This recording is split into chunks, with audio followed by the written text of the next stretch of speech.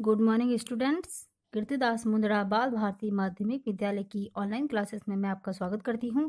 आज हम क्लास 8 सामाजिक विज्ञान के अंतर्गत संसाधन एवं विकास भाग 2, ये है आपके भूगोल का पार्ट। तो इसका हम प्रथम लेसन पढ़ेंगे। संसाधन पार्ट 1, इसके बारे में पढ़ते हैं। संसाधन को इंग्लिश में बोलते हैं रिसोर्स। ठीक है, आगे देखते हैं। मोना और राजू अपना घर साफ करने में अपनी अम्मा की मदद कर रहे हैं और साफ करते करते घर को साफ करते करते वो क्या देखते हैं कि घर में कपड़े, बर्तन, अनाज, कंघा, शहद की बोतल, किताबें, ये सभी चीजें क्या है, बहुत ही उपयोगी है। ये किसने कहा? यह मोना ने कहा राजू से। तो ये महत्वपूर्ण तो है ही। तभी अम्मा कहती है ये सब क्या है? ये संसाधन है। क्या ये सब संसाधन है। संसाधन क्या है? तो राजू पूछता है अपनी अम्मा से कुछ प्रश्न। तो अम्मा बताती है प्रत्येक वस्तु जिसका उपयोग आवश्यकताओं को पूरा करने के लिए किया जा सकता है वह संसाधन है। प्रत्येक वस्तु जिसका उपयोग आवश्यकताओं को पूरा करने के लिए किया जा सकता है वह संसाधन है। ये कैसे संसाधन हो गया? क्योंकि अगर किसी जो वस्तु उपयोग में ली जा रही है और वो आपकी जरूरतों को पूरा कर रही है तो वह एक तरह का संसाधन है। आप अपने चारों ओर देखते हैं, इधर उधर देखते हैं, तो उसमें भी आपको काफी संसाधन मिलेंगे। तो जैसे अगर आप प्यास लग रही है पर क्या पीते हैं? पानी पीते हैं। घर में विद्युत का उपयोग करते हैं, मतलब बिजली का उपयोग करते हैं। स्कूल से घर आने के लिए रिक्शे का उपयोग करते हैं। पाठ्य पुस्तक जिसका उपयोग आप अध्ययन करने के लिए कहते हैं, मतलब कि पढ़ने के लिए करते हैं। तो ये सब भी क्या है? ये भी सब संसाधन है। आगे देखते हैं। इसमें जल, विद्युत, रिक्शा, सब्जियां और पाठ्य पुस्तक सभी में कुछ एक जैसा क्या है?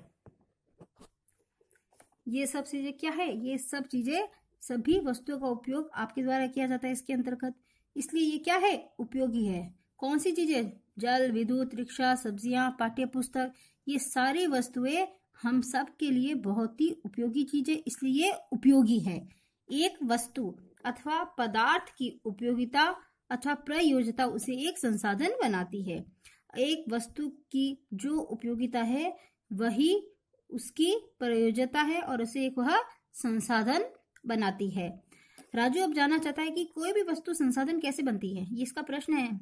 ये कोई भी वस्तु संसाधन कैसे बनती है, मतलब ये कैसे बन सकती है?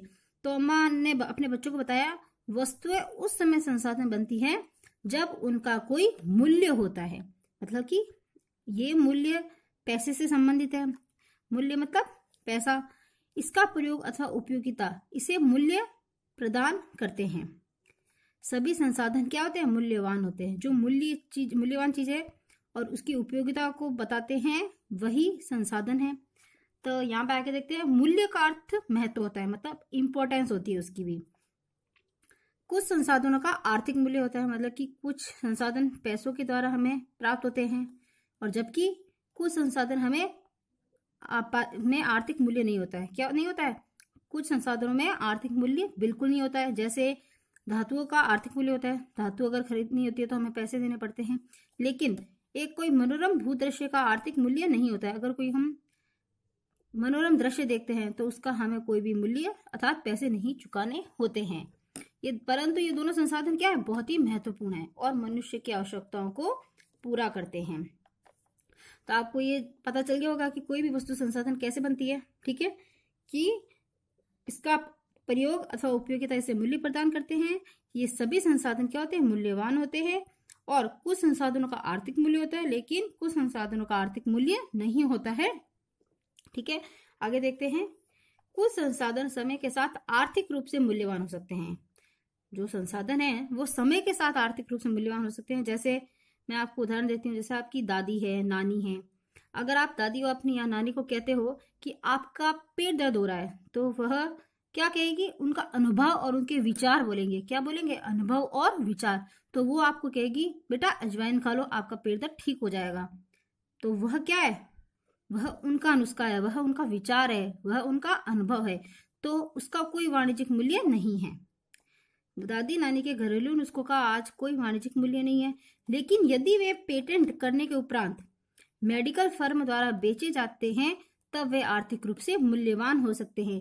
पेटेंट शब्द का अर्थ होता है किसी विचार अथवा आविष्कार पर एकमात्र अधिकार से अगर कोई वस्तु हम बनाते हैं तो हमारा उस पर एकाधिकार हो जाता है, क्योंकि वह चीज हमारे द्वारा ही बनाई गई है।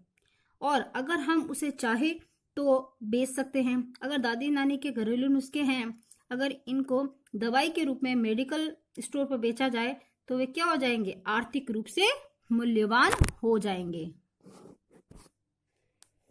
समय और प्रौद्योगिकी दो महत्वपूर्ण कारक हैं। समय, टाइम, एंड प्रौद्योगिकी, टेक्नोलॉजी, ये दोनों क्या है, बहुत ही महत्वपूर्ण कारक है जो पदार्थों को संसाधन में परिवर्तित कर सकते हैं। जो पदार्थ होते हैं उनको रिसोर्स में ये परिवर्तित करते हैं।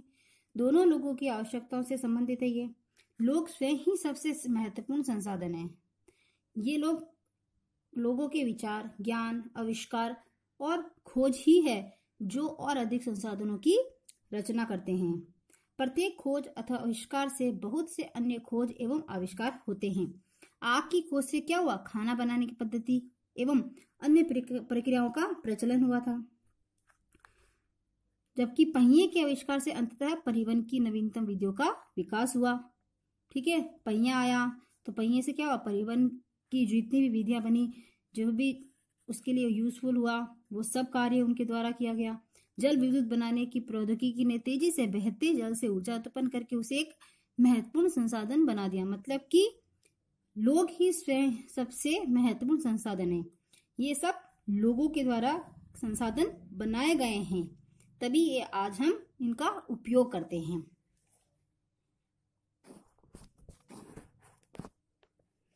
आगे देखते हैं संसाधनों के प्रकार। संसाधन कौन कौन से होते हैं।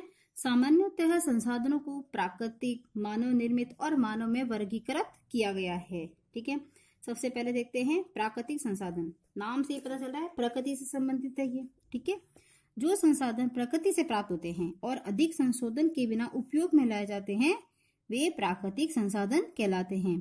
ध्यान देना इस बात पर, जो संसाधन प्रकृति से प्राप्त होते हैं और अधिक संशोधन के बिना उपयोग में लाए जाते हैं प्राकृतिक संसाधन कहलाते हैं। जिसमें आते हैं वायु, जिसे हम सांस लेते हैं, हमारी नदियां, झीलों का जल, मृदा मतलब मिट्टी और खनिज, सभी प्राकृतिक संसाधन हैं। कौन कौन से हैं, वायु, नदियों और झीलों का जल, मृदा और खनिज, ये सब क्या है, प्राकृतिक संसाधन है। इन संसाधनों में से बहुत से प्रकृति के निःशुल्क उपहार है। ये हमारे लिए फ्री का उपहार है। ये भी प्रकृति से हमें मिला है और सीधे ही उपयोग में लाए जा सकते हैं। कुछ परिस्थितियों में प्राकृतिक संसाधन का सबसे अच्छी तरह उपयोग करने के लिए औजारों और प्रौद्योगिकी की आवश्यकता हो सकती है। मतलब कि हमारे औजार चाहिए होते हैं, टेक्नोलॉजी की आवश्यकता इनकी होती है। ठीक है, प्राकृतिक संसाधनों को विस्तृत रूप से नवीकरणीय और अनवीकरणीय संसाधनों में विभाजित किया जा सकता है।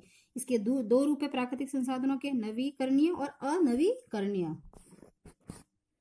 नंबर 1, नवीकरणीय संसाधन वे संसाधन है जो शीघ्रता से नवीकृत अथवा पुनः पूरित हो जाते हैं।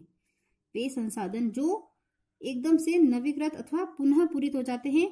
इनमें से कुछ असीमित है और उन पर मानवीय क्रियाओं का प्रभाव नहीं होता है। मतलब कि इस पर मानव की क्रियाओं का इफेक्ट नहीं होता है, जैसे सौर और पवन ऊर्जा।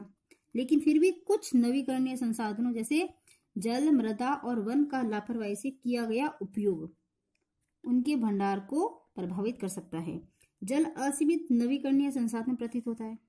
क्या है, जल असीमित नवीकरणीय संसाधन प्रतीत होता है, क्योंकि जल अथाह होता है, वह सीमित नहीं होता है, वह असीमित है। ठीक है, फिर भी जल की कमी और प्राकृतिक जल स्रोतों का सूखना आज विश्व के बहुत से भागों में एक बड़ी समस्या है। ये सबसे बड़ी हमारे यहाँ की समस्या है कि जल स्रोत, हमारे जल की कमी हो जाती है और यहाँ पे जो प्राकृतिक जल स्रोत है उनका वो भी सूख जाते हैं। तो ये क्या हो गया, ये हमारे लिए, हमारे विश्व के लिए बहुत बड़ी समस्या है।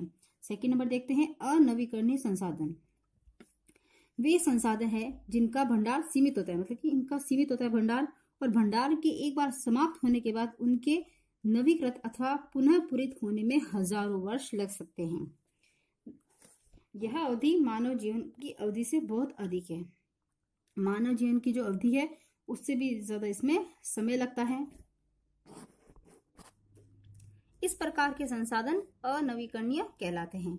कोयला, पेट्रोलियम तथा प्राकृतिक गैस इसके कुछ उदाहरण हैं। ठीक है, आगे देखते हैं, प्राकृतिक संसाधनों का वितरण भूभाग, जलवायु, ऊंचाई जैसे अनेक भौतिक कारकों पर निर्भर करता है। ये प्राकृतिक संसाधनों का जो भी वितरण है वो सब इसकी जलवायु, ऊंचाई, भौतिक कारक, भूभाग, इन सब पर इसका इफेक्ट पड़ता है। पृथ्वी पर इन कारकों में विभिन्नता होने के कारण संसाधनों का वितरण असमान है। तो आगे है मानव निर्मित संसाधन, इसके बारे में हम नेक्स्ट वीडियो में पढ़ेंगे। आप यहाँ तक ये लेसन अच्छे से रीड कीजिएगा। ओके, धन्यवाद।